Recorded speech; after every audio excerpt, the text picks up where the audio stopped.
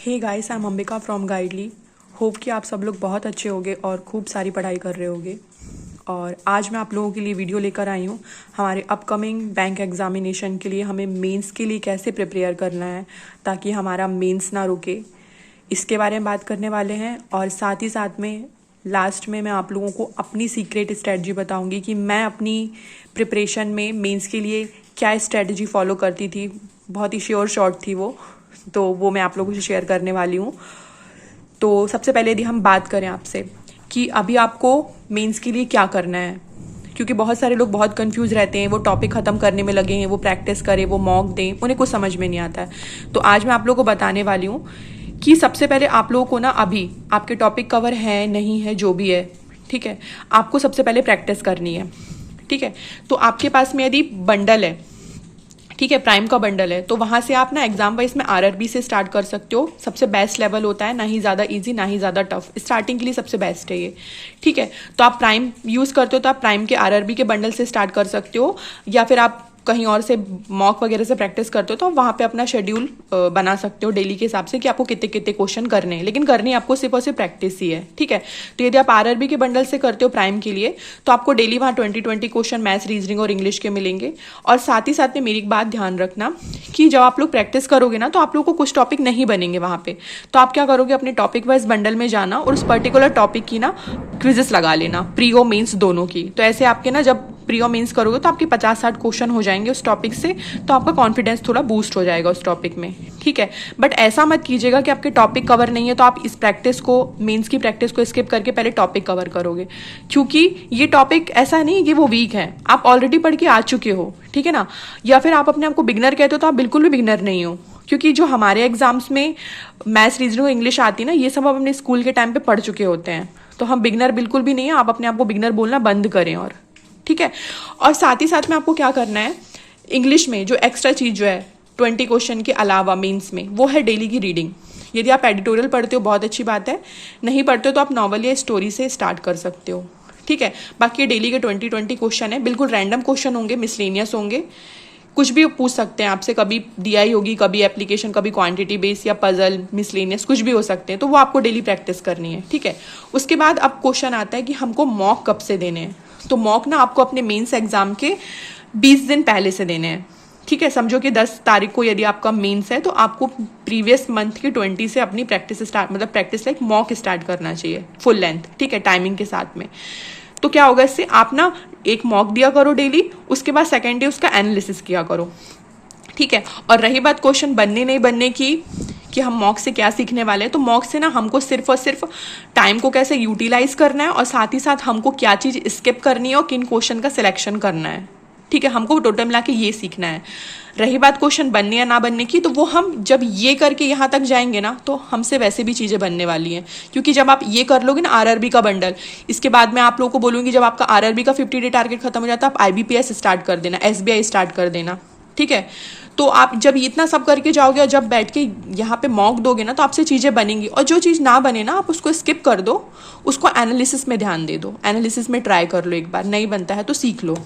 ठीक है, तो आपको फिर लास्ट में जब आपका मेंस होगा ना उसके 20 डे पहले से आपको फुल लेंथ मॉक देना, वो भी बैठ के देना है, ताकि वो 2 घंटे 3 घंटे जो होते हैं ना, वो आप क्या करने वाले हो, कैसे यूज़ करोगे उनका, ये अपन को यहाँ सीखना है। लेकिन उससे पहले हम ये पूरा का पूरा प्रैक्टिस करेंगे 50 दिन का, और यदि आपका ये खत्म हो जाता है तो आप IBPS स्टार्ट कर देना, PO और SBI PO।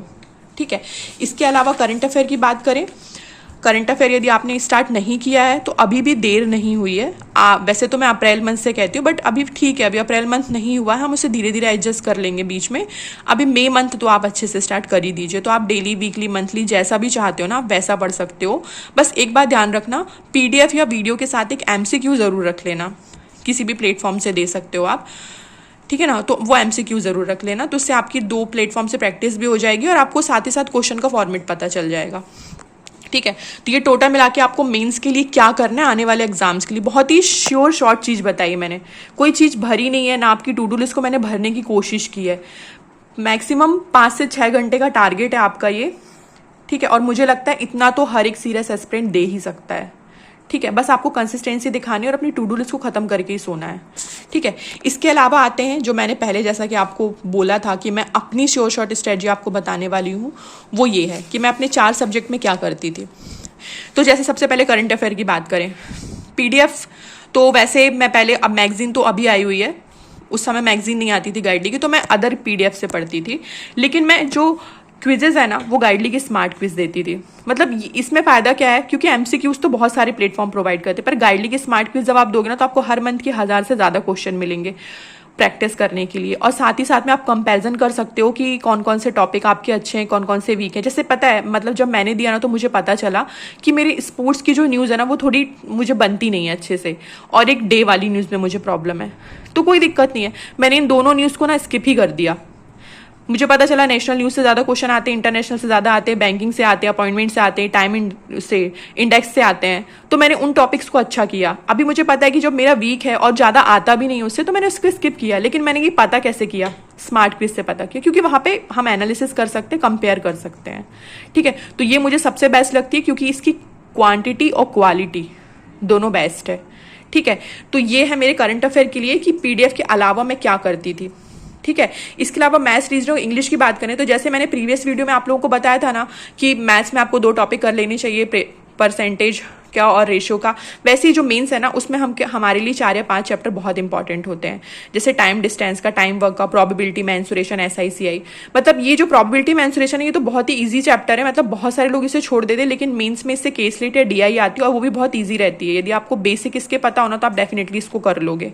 तो ये 4-5 चैप्टर जो मेरे हिसाब से मेंस के लिए बहुत इंपॉर्टेंट होते हैं। तो ये टॉपिक है मैथ्स के, जो मैं आपको मेंस के लिए बता रही हूँ। ठीक है, इसके अलावा रीजनिंग के लिए क्या कर सकते हो आप, या मैं क्या करती थी, मैंने क्रिटिकल रीजनिंग पे फोकस किया था, और इसके अलावा मैंने मिसलिनियस पे किया था।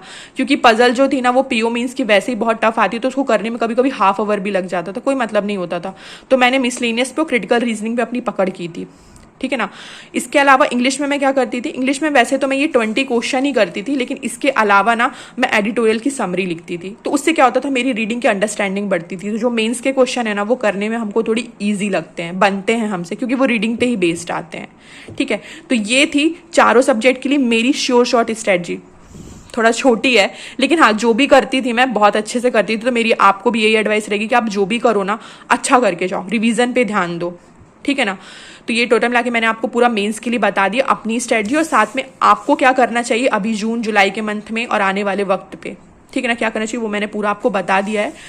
तो आप प्लीज़ इस स्ट्रेटजी को फॉलो करना। अपनी टू डू लिस्ट को भरने की बिल्कुल भी कोशिश मत करना, क्योंकि वो खत्म नहीं होगी तो आपको रात में नींद नहीं आएगी, और आपके टारगेट खत्म नहीं होंगे तो आपका मोटिवेशन का लेवल ही गिर जाएगा।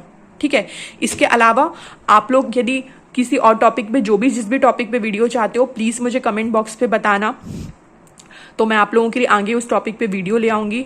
Thank you so much and have a nice day.